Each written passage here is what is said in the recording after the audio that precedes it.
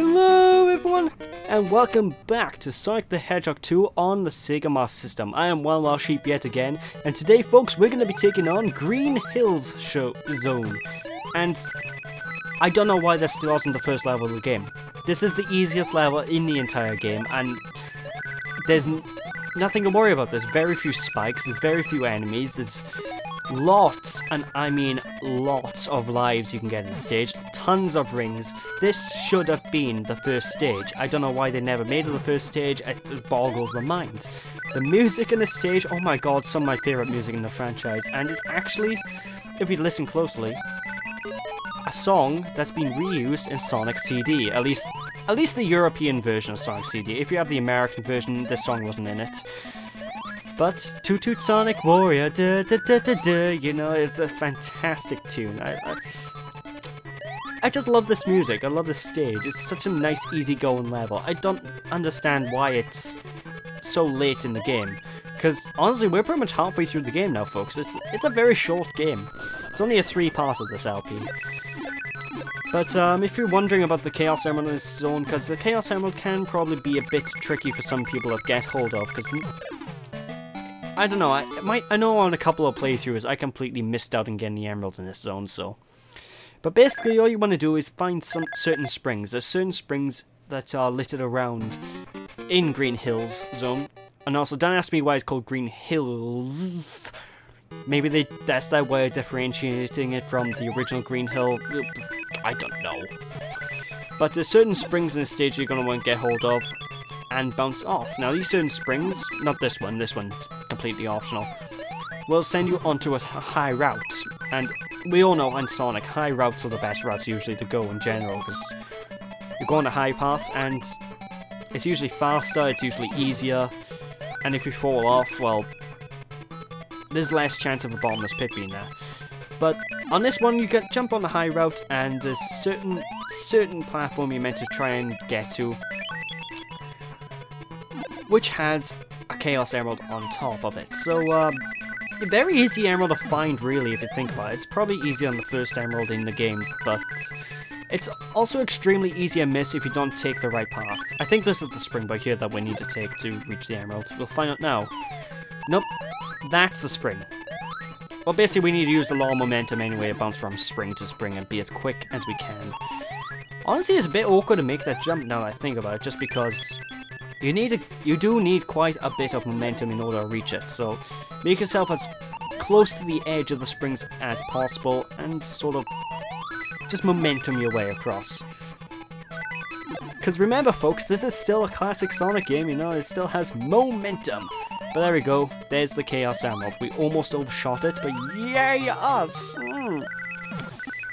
Also, I have to say, I love the Chaos Emerald jingle when you get it. It just sounds so triumphant. It just gives you a feel like, yeah boy, I got a Chaos Emerald! Whoa! I apologize for the Sonic voice, by the way. just in advance before I have comments raging about me going, uh-oh, Green Hill Zone is gonna speed up. Anyway, for this part by here, this zone heading up. Basically, this part heading up to the boss fight by here is the hardest part of the zone, and this is probably why they placed it so hard in, you know, so far in the game now I think about it, because there's tons of springs and there's tons of spikes. You need to maneuver using all these springs, and you need to avoid all the spikes. Obviously, it's the end of the words. It's a boss level. Boss levels give you no rings. If you can't take rings, one hit will kill you, you know? But now that I think about it, the boss is even easier than the first boss as well. Although, in a way he's harder because he actively attacks you. But here we are, this Warthog Sumo thing will try and do... Well, he'll try and beat you using Sonic tactics. He basically has the same tactics as Mecha Sonic in Sonic 3 and Knuckles, if you played that. In which case, he turns into a ball, and he'll usually jump across the screen, hover across the screen, or spin dash across the screen. And basically all you want to do is just look for what direction he's coming from, jump over him, wait for the screen to shake, he'll come out of his ball form, and then just boop him on the head. Do not jump on him when he's in ball form. Oh, that would hurt. It'll certainly not be balling, I tell you that much. But there we go, he's done and dusted. Honestly, very short, very easy boss. Ah, there's the capsule. Be free, animals! Be free! And then it's just that one animal is using the capsule's life support, and he's just like, oops. I think there was an old animation that made it made that as a joke. Like the Bannock was actually life support for the animal. I don't know. I've been on the internet too long. Anyway, welcome to Gimmick Mounting Zone, and as you can guess by the name, it's filled with gimmicks! And what's the major gimmick in Gimmick Mounting Zone? Well, there's two major gimmicks. First you have these big spinny thingies, which honestly aren't that big a deal. Hold down the run button. There is no run button. Hold down right or left when you're on the spinny things to speed up and slow yourself down. Rotate around them twice. And then like push the jump button whenever you want to get off, and you should be launched up to a certain area depending on where you are when you're on the circular thing when you actually push the launch button. But another gimmick of the stage are these rotating platforms. These platforms are rotating. It doesn't look like there's no rotating graphic, but trust me, they rotate. They will send you into spikes, so just be a bit careful when you're landing on them. And actually, now that I think about it, there's three major gimmicks, because there's a lot of hidden collectibles in this zone that you can pick up, and they're all hidden behind walls that they're all hidden behind hidden walls. So you're gonna see certain walls that looks like you can't get through, but you can. So just be careful of that. And I have to say, I love the invincibility music.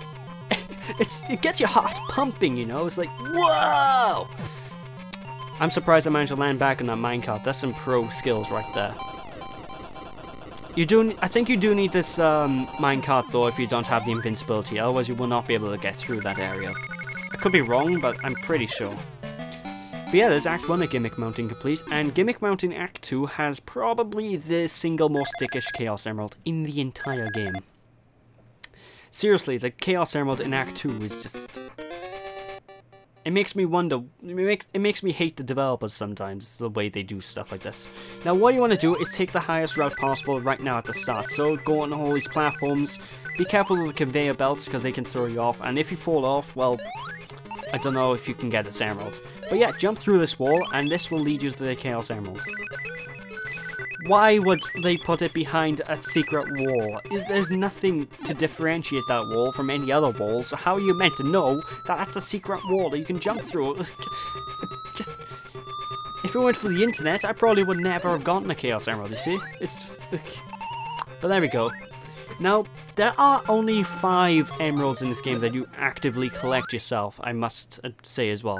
Now, there are 6 emeralds in the game, but only 5 of them you have to go out of your way and collect. The 6th one is actually a reward for well, it's a reward for beating the level after this one, so...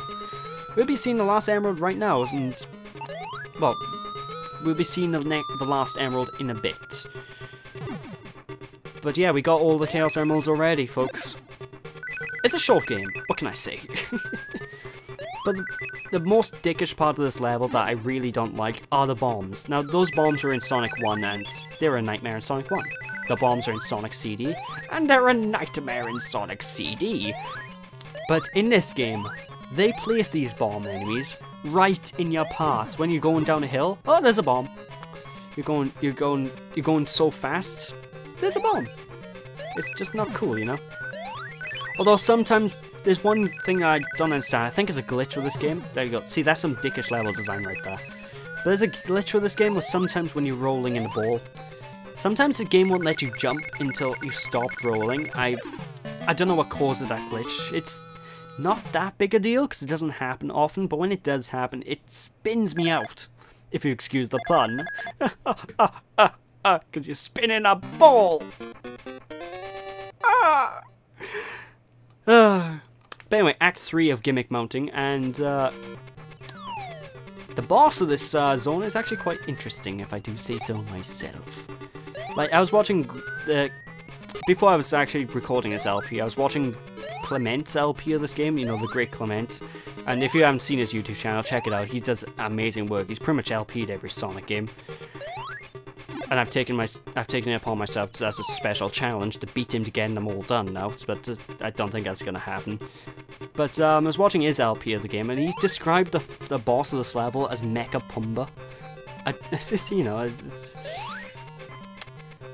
you'll see why when we actually get to the boss, and I just can't unsee Pumba now being a bandit, being roboticized, and I digress.